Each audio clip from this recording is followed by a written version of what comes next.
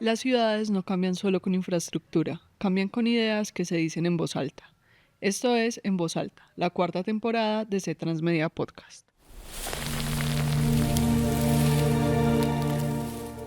En este episodio conversamos con Ana Trujillo, creadora de Perro de Agua Taller. Para este episodio, último episodio de la temporada, estamos con Ana Trujillo de Perro de Agua y me gustaría que te presentaras, que nos contaras un poquito del taller de por qué Perro de Agua. Bienvenida. Hola, muchas gracias. Soy Ana Trujillo, soy de Mariquita, Tolima.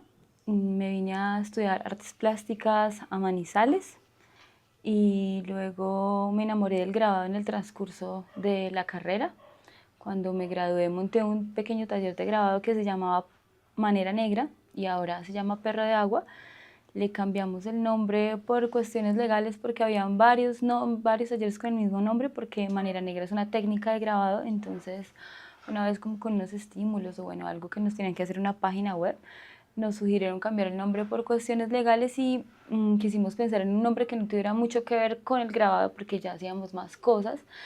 Entonces queríamos un nombre de un animal y yo soy de Mariquita, mi papá son campesinos y cuando yo era niña, pues en la finca hay como un pequeño riachuelo y él me contaba que cuando era niño eso era muy profundo y había muchas nutrias, pero que las nutrias les llamaban perros de agua. Y siempre me llamó mucho la atención eso y ellas son muy juguetonas, están en el agua, acá hacemos papel y por eso le pusimos perro de agua. Hicimos este nombre, le pusimos este nombre y ha sido lindo, tiene como una recordación, como que llama la atención y nos gustó mucho el logo que le hizo un amiguito también diseñador de aquí y esa es como la historia. En este taller hacemos papel artesanal con fibras vegetales y papeles reciclados y hacemos grabado. Bueno, esta conversación, como la temporada está orientada hacia proyectos de ciudad o proyectos que impactan la ciudad, queremos enfocarlo un poco a la presencia que tienen tus grabados y tus carteles en la ciudad que ya se han hecho reconocibles. Entonces quiero hacerte un par de preguntas al respecto porque nos parece súper interesante cómo esto también empieza a habitar la ciudad y empieza a entrar como en la memoria de las personas. Entonces la primera pregunta que quiero hacerte es, ¿cuándo una pared deja de ser una pared y se convierte en un lugar para conversar? Creo que no tanto es la pared, sino cuando algo se convierte público. Ahora no es solo la pared, sino también las redes sociales hacen como ese juego de pared o de espacio público. Y cada que se pone algo así en la calle o en Instagram o en alguna red social, pues genera cierto impacto en las personas. No tiene mucho que ver cuándo la pared, sino más bien cuándo las personas quieren interactuar con eso, cuando se sienten tocados o les llega por algún recuerdo que tienen o les interesa el tema.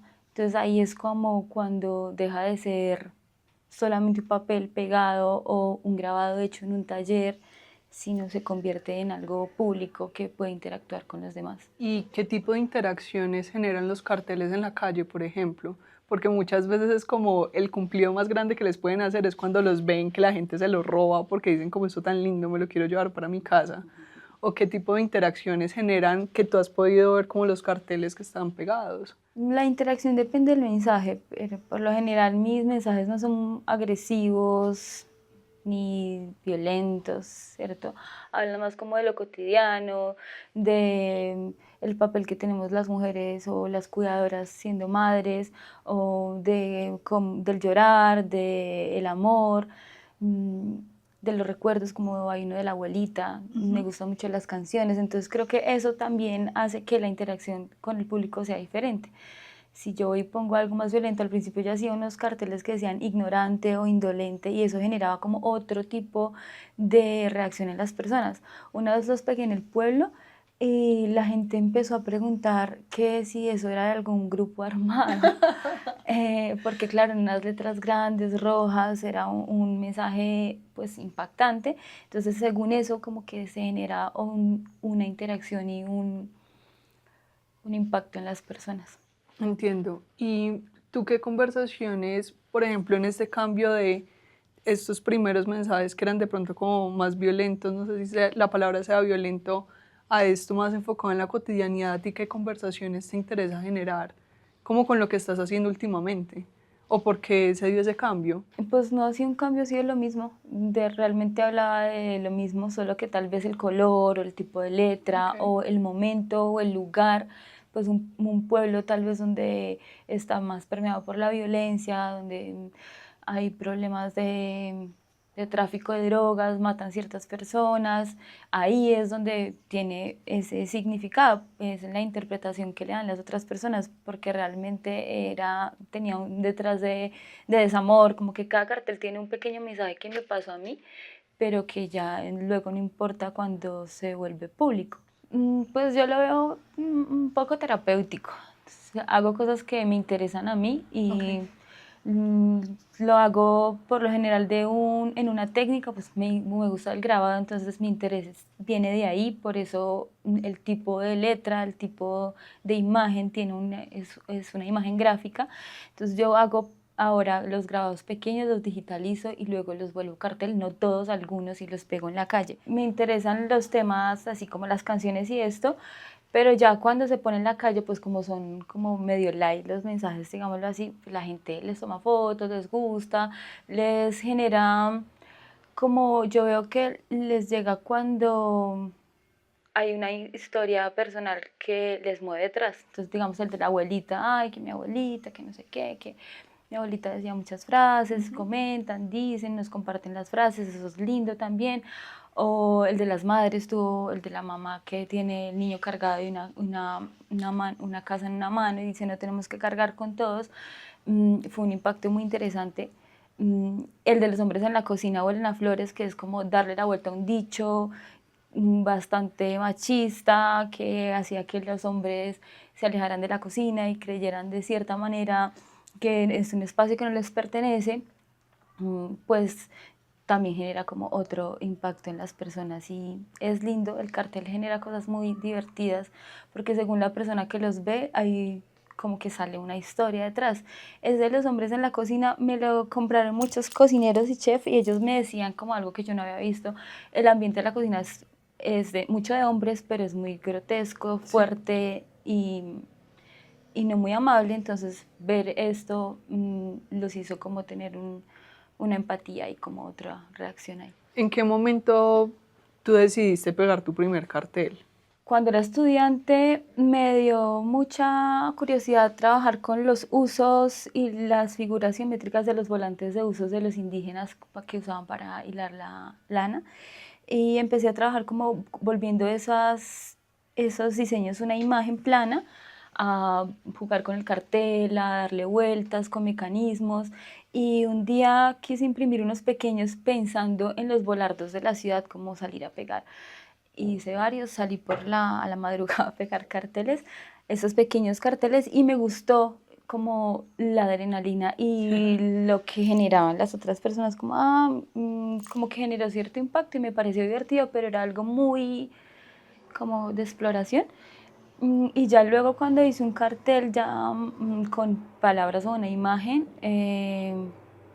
fue uno que hablaba sobre la violencia de género, pero como no sabía mucho o no entendía mucho cómo decodificar una imagen para que cuando se pone en la calle creo que debe ser algo más fácil de entender, pues puse la imagen de 3 mujeres, el rostro de 3 mujeres, una niña que la mataron los militares, la violaron y la enterraron por ahí cerca de su casa, una señora que su esposo le pegó toda la vida y otra de esta periodista Ginette que la secuestraron y casi la matan. Lo que yo hice fue poner el rostro de ellas tallado como en un color morado, simulando la violencia y una frase que decía "pa' todos hay", pero pues fue interesante porque la gente lo vio como por otra manera que nada que ver y eso me hizo como empezar a replantear cómo poner un mensaje en la calle. Pero esa fue como para la gente y ya las otras sí fueron más como porque me rompieron el corazón y quería que este tipo viera los carteles pegados en todos los lugares y cosas así. ¿Tú qué tipo de lugar has querido crear con Perro de Agua? Este espacio en el que estamos ahora, el taller, ¿cómo qué es lo que tú te has soñado que esto sea? Para ti y para las personas que vienen y venimos acá. Pues mi sueño siempre ha sido un espacio para la divulgación, la educación y el juego de las técnicas tradicionales del grabado, porque siempre nos dicen como pintura, dibujo, sí saben, pero yo hago grabado y ¿qué es eso? Que es muy difícil que haya un imaginario rápido en las personas de qué se trata el grabado o la gráfica, a pesar de que nomás cuando nos ponen nuestra primera huella digital del pie es nuestro primer grabado, tal vez en la vida, o sea, si estamos muy conectados con hacer huella y transferir nuestra imagen o patrones a otras superficies. Entonces poder tener este espacio, abrirlo al público, poder generar imágenes que de cierta manera cuando alguien vea pueda relacionar a esto, tiene imagen de gráfica, algo como lo que pasa con la linterna, que ya saben, ya puede la gente reconocer, ay, esto se parece a la linterna. Yo he sacado varios en la linterna y cuando voy a lugares, esto se parece a la linterna. Sí, claro, es grabado, es gráfica, es hecho también en la linterna. Entonces me interesa eso, poder generar como de cierta manera una pedagogía sobre las técnicas tradicionales gráficas y de papel. Yo tenía una pregunta acá apuntada, pero creo que la respondiste un poco y es, ahora casi todas las imágenes nacen de una pantalla y este es un proceso mucho más dispendioso, mucho más tardado, mucho más minucioso, eh, porque ¿de dónde nació esto? O sea, ¿por qué elegir, que la respuesta ya la has dado, pero me gustaría como que fuera un poco más concreta, o me gustaría mejor como preguntarlo directamente como por qué elegir la forma más difícil de hacerlo, que seguro hay formas más difíciles, pero esta es una particularmente dispendiosa. Porque tal vez mi cabeza es más análoga que digital. Hay personas que se les fluye más. Yo veo a mi hijo y él tiene 9 años, pero tiene una habilidad para las pantallas y las cosas que yo no puedo. A veces a él me ayuda a mí y mi cabeza no es así. Ni siquiera para tener unas cuentas, yo prefiero escribirlo en un cuaderno. Entonces creo que eso hace que yo me haya ido más por ese camino. Y sí, es más difícil y me gustaría que fuera más fácil. Ahora creo que con la inteligencia artificial pues hay cosas que ayudan. Pero es porque me gusta tallar con las manos, me gusta que se unten, me gusta ver cómo se transfieren las cosas, me gusta también cómo la gente se maravilla cuando ve ese tipo de cosas. Entonces, por eso creo que em, elegí este tipo de técnicas o de trabajo.